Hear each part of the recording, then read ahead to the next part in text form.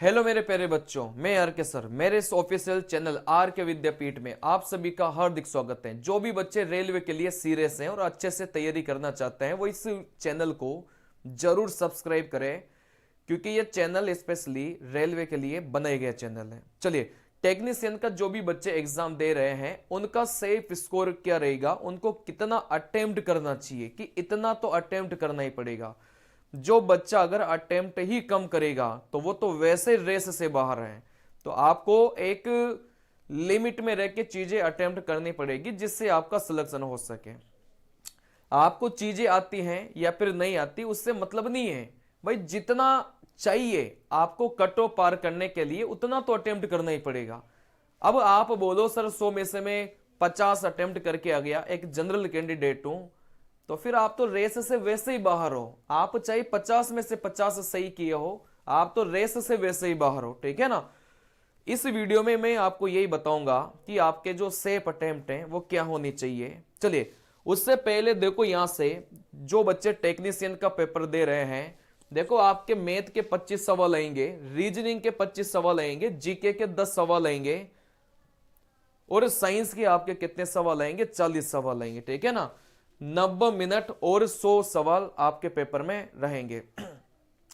अब यहां से अपन बात करेंगे कि एक सेफ अटेम्प्ट क्या होगा एक कैंडिडेट के लिए।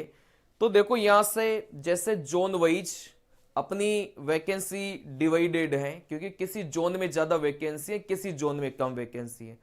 ट्रेड वाइज किसी ट्रेड में ज्यादा वैकेंसी, किसी ट्रेड में कम वैकेंसी है। तो कहने का मतलब यहां से अगर मैं बात करूंगा तो वैसे तो अपन डिसाइड नहीं कर पाएंगे कि जैसे भोपाल वाले जोन और यहां से चेन्नई वाले जोन दोनों में सेफ अटेम्प्ट समान होंगे, ये कहना गलत है, क्योंकि जोन वाइज वैकेंसी डिवाइडेड है, किसी में ज्यादा किसी में कम। तो यहां पर अपन ये बात तो नहीं बोल पाएंगे, लेकिन एक जनरल बात होती है ना, एक कॉमन बात होती है, क्योंकि सभी स्टूडेंट की तैयारी तो लगभग सेम ही रहती है।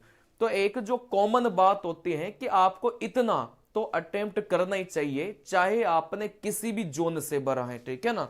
चलिए, तो यहां से मैंने टोटल मिलाकर आपका जो पेपर है वो 3 प्रकार के शिफ्ट आती है। या तो इजी शिफ्ट में आपका पेपर आएगा, या मॉडरेट वाली शिफ्ट में आपका पेपर आएगा, या कठिन वाली शिफ्ट में आपका पेपर आएगा।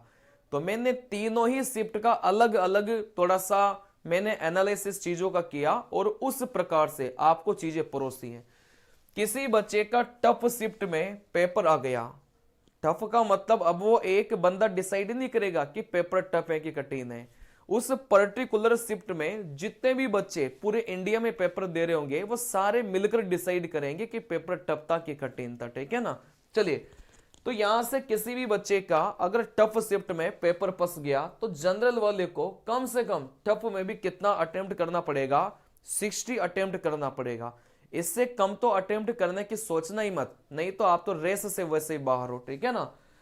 ओबीसी कैंडिडेट को भी 60 क्वेश्चन अटेम्प्ट करने पड़ेंगे और एसटी एससी वाले को 50 सवाल अटेम्प्ट करते हैं अगर हार्ड वाली शिफ्ट में, तो भी आप रेस के अंदर हो, ठीक है ना। लेकिन इतना तो अटेम्प्ट करना ही करना है, ज्यादा करो वो आपकी मर्जी है, लेकिन इतना तो कम से कम करना है। किसी बच्चे का मॉडरेट शिफ्ट में पेपर फंस गया, कठिन का मतलब बिल्कुल कठिन नहीं होती, बात को समझना, चीजें बैलेंस होती हैं इधर से उधर, ठीक है ना। मॉडरेट शिफ्ट में अगर किसी बच्चे का पेपर फंस गया तो जनरल वाले कैंडिडेट को 75 तो अटेम्प्ट करना ही करना है, नहीं तो वैसे रेस से बाहर हो। ओबीसी वाले को 75 अटेम्प्ट करना ही पड़ेगा, नहीं तो रेस से बाहर है। एसटी एससी वाले को 65 अटेम्प्ट करना ही पड़ेगा, नहीं तो रेस से बाहर हैं आप लोग, क्योंकि इसके बाद में तो कटपीट के नंबर आपको मिलेंगे ना, सारे सही थोड़ी करके आएंगे आप लोग। देखो, इजी शिफ्ट में अगर किसी का फंस गया, इजी का मतलब इजी होती है, बहुत इजी शिफ्ट जहां पर हर प्रकार का सवाल आसान हो।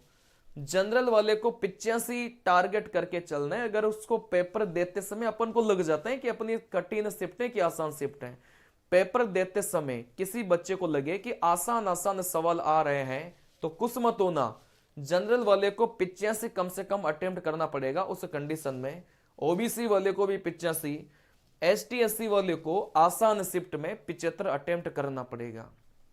चलिए, जो ये मैंने चीजें आपको बताई हैं इनका पूरा आप लोग ख्याल रखिएगा और इतना तो आपको अटेम्प्ट करना ही करना है, किसी भी हालत में अटेम्प्ट करना है।